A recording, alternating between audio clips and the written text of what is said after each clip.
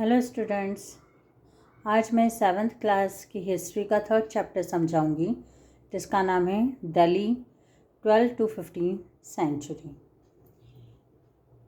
इस लेसन में हमको ये बताया गया है कि 12 से 15 सेंचुरी के बीच भारत में कितने राजा आए हैं और किस किस ने कब कब राज्य करा है। यहाँ पर 12 सेंचुरी की अगर हम बात करते हैं तो दिल्ली में फर्स्ट कैपिटल किंगडम बनाया गया था तोमराज राजपूत के द्वारा।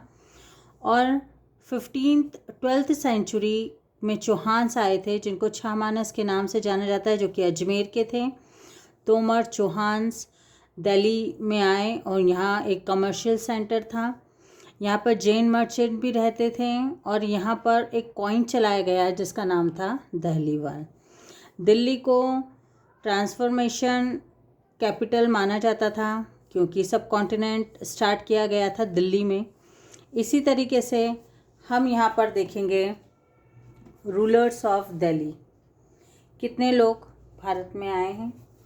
सबसे पहले राजपूत डायनेस्टी है, उसमें तोमराज और चौहान्स हैं। तोमराज में अनंगापाल है जिसने 1130 से लेकर 1145 तक राज्य करा है। चौहान में पृथ्वीराज चौहान 1175 से 1192 सेंचुरी तक इसने राज्य करा है। इसके बाद तुर्किश रूलर आए हैं जो तुर्क के रहने वाले थे। सबसे पहला नाम आता है कुतुबुद्दीन ऐबक का, 1206 सेंचुरी से 1210 सेंचुरी तक रहा है। शामुशुद्दीन इल्तुतमिश 12th सेंचुरी से लेकर 1236 सेंचुरी तक रहे हैं। देन रजिया सुल्तान 1236 से 1240, गयासुद्दीन बलबन 1266 से 1287। सबसे पहले हम कुतुबुद्दीन ऐबक के बारे में बात करेंगे जो कि स्लेव डायनेस्टी का फाउंडर रहा है और मोहम्मद गोरी ने के साथ इसका बैटल हुआ था, सेकेंड बैटल 1192 में, द बैटल ऑफ द राइन। इसकी डेथ के बाद गौरी ने अपने आप को सुल्तान डिक्लेयर करा था 2006 में। इसकी जो बेटी थी उससे जिसकी शादी हुई थी Iltutmish, he was the son in law of the Qutbuddin Aibak. Iltutmish ने बहुत समय तक राज करा है। यहाँ पर उसने सिल्वर टंका के नाम से कॉइन निकाला था। इसके मरने के बाद फिर रजिया सुल्तान बनी है 1236 से 40 तक। रजिया सुल्तान का हिस्ट्री में बहुत ही बड़ा नाम है क्योंकि वो एक अकेली महिला थी मुस्लिम जो सबसे पहले रानी के रूप में चुनी गई। ये बात और है कि वो 4 साल तक ही राज कर पाई, उससे ज़्यादा लोगों ने उन्हें राज्य नहीं करने दिया और फिर उनका सिंहासन उनसे छीन लिया गया। ये डायग्राम में आप इंडिया के मैप में देख सकते हैं। ये जितना भी शेडिंग पार्ट है ये सारा इल्तुतमिश का पार्ट था। इन्होंने ये सब जगह जीती हुई थी। Understanding Delhi under the sultans, historians are the known as the Tariq. Tariq is the word singular and Tariq is the word ruler in a Persian language. ये एडमिनिस्ट्रेशन के लिए दिल्ली सल्तनत में यूज़ किया गया है। Keep the following additional detail in the mind. First, the author of the Tariq lived in the cities, mainly Delhi, hardly ever in the village. They often wrote their historians for the sultans in the hopes of the rich rewards.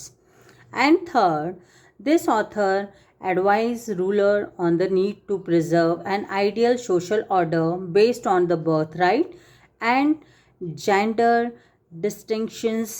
Their ideas were not shared by everyone. इस तरीके से Qutubuddin Aibak Turkish ruler जो slave dynasty के नाम से जाने जाते हैं उनका राज्य ख़त्म हो गया और अब अलाउद्दीन खिलजी आए हैं। इन्होंने काफ़ी लॉन्ग समय तक हमारे यहाँ पर शासन करा है। He was the great military commander on the administration and its conqueror like Alexander, इनका नाम इस तरीके से लिया जाता है। And he organize a successful system of the spines to keep a watch on nobles and governors. He confiscates the properties of the noble which they had received as a gift or grant. He regulated the price of the essentials good. Alauddin Khilji ने बहुत ज़्यादा army के ऊपर भी tax लगाया, दूसरे लोगों की प्रजा के ऊपर भी टैक्स लगाया। लगभग 50% तक टैक्स इन्होंने बहुत बढ़ा दिया था। देखिए ये वाले मैप में आप देखेंगे अलाउद्दीन खिलजी का एम्पायर है 1296 से 1316 तक। ऑल ओवर इंडिया बहुत कम एरिया उनका छूटा है, कुछ कश्मीर वाला, असम, बाकी सभी एरिया उन्होंने जीत लिए थे। अगर हम इस तरीके से मोहम्मद बिन तुगलक का देखते हैं जो कि 1325 से लेकर 1351 तक उन्होंने राज्य करा है, तो कुछ अलाउद्दीन खिलजी और मोहम्मद बिन तुगलक के राज्य में ज़्यादा अंतर नहीं है। ये जो एम्पायर मोहम्मद बिन तुगलक का था, कुछ ही पार्ट छूटे हैं, बाकी तो सेम ही रहा है दोनों का।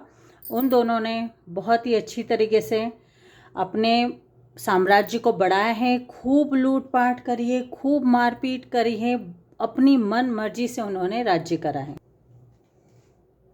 मोहम्मद बिन तुगलक एक ग्रेट पोएट थे, Muslims and brave general. He did not allow to ulemas to dominate him. इन्होंने भी अलग अलग तरीके से टैक्सेस लगाए हैं। इन्होंने दोआब एरिया में टैक्स लगाया। दोआब एरिया होता है जैसे ये दिल्ली है, आप देख सकते हैं मैप में।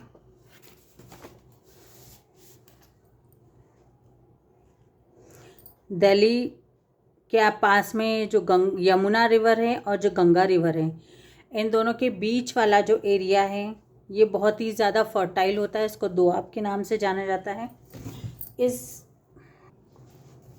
दोआब वाले एरिया में इन्होंने टैक्स लगाया था क्योंकि वो बहुत ही फर्टाइल एरिया था और बहुत अच्छी वहाँ से फसल प्राप्त होती थी। इन्होंने टोकन करेंसी यूज़ करी है, इन्होंने गोल्ड और सिल्वर कॉइन्स सर्कुलेट करे हैं और इन्होंने ही दिल्ली को कैपिटल चेंज करके देवागिरी डेक्कन में शिफ्ट करा था, जिस कारण से बहुत ही इनको नुकसान हुआ और दोबारा इनको देवगिरी से दिल्ली ही कैपिटल ट्रांसफ़र करना पड़ा। ये इनका एक बहुत बड़ा ड्रॉबैक रहा है। मोहम्मद बिन तुगलक के बाद आते हैं Firoz Shah Tughlaq. Muhammad bin Tughlaq was succeed by the Firoz Shah Tughlaq.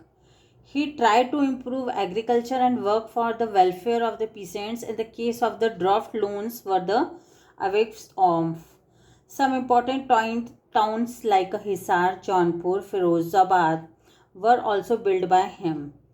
He imposed the jizya tax. Jizya tax वो टैक्स होता था जो नॉन मुस्लिम्स लोगों को देना होता था, like a Hindu. Judicial system was based on Islamic law and practice of the torches were the abolished and so many sarais and rest house made by him. 1414 से लेकर 1451 तक सैयद डायनेस्टी आती है। Once the Taimurs left India and the return of his empire, the throne of the Delhi was left to the hand of the deputy Khazir Khan, and Khazir Khan established a Sayyid dynasty. This dynasty has a 4 rulers, namely Mubarak Shah, Muhammad Shah, Alam Shah, and addition to the Khazir Khan, his dynasty did not leave any significant mark on the history of Delhi.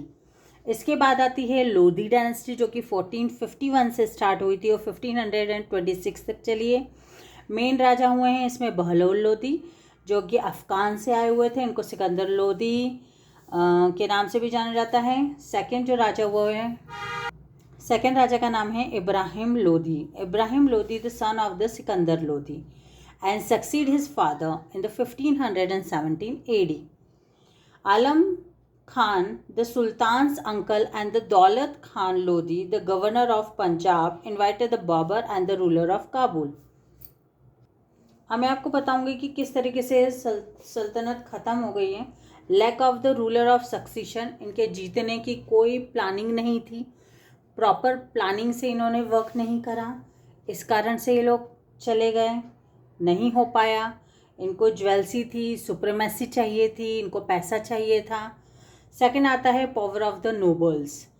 Nobles become the powerful by the having provinces to the rule और controls. The kings were dependent on him for the revenue and survival. Kings and kingdoms into smaller state, इन्होंने बहुत बड़े kingdom को छोटे parts में कर दिया, जिस कारण से छोटे छोटे राजा आपस में ही लड़कर और वो वहीं पर ख़त्म हो गए। फिर आता है, हम जुडिशियल सिस्टम की बात करें तो वो भी स्मूथ नहीं था, keeping varying impositions of the tax और नॉन मुस्लिम, इन्होंने हिंदू और मुस्लिम के बीच में काफ़ी भेदभाव करे, जिस कारण से ये बहुत ज़्यादा डिस्क्रिमिनेशन हो गया। The end of the sultans brought about the change of the ruler and the dynasties by the foreigners. The Mughals empire set foot on the Indian subcontinent, and you shall study about them in the subsequent in the chapter. Next chapter में हम इसके बारे में और पढ़ेंगे.